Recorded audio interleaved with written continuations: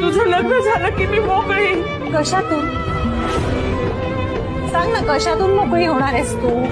तुम्ही आया सतत म्हणता ना ग, मुलीचं लग्न झालं की आम्ही मोकळे. खरंच होता का तुम्ही मोकळे? आमचं शालेय जीवन येतं, त्यानंतर वयात येतानाचे संस्कार, त्यानंतर लग्न, मग पहिलं मूल, मग दुसरं मूल, त्यानंतर करिअर चॉईसेस आमचे, मग आमचे मेनोपॉज येतात. यादी तयारच असते ना. मग तुम्ही मोकळ्या कशातून होता? नाही होऊ शकत तुम्ही मोकळ्या. लेकरं आया असतो ना ग आम्ही.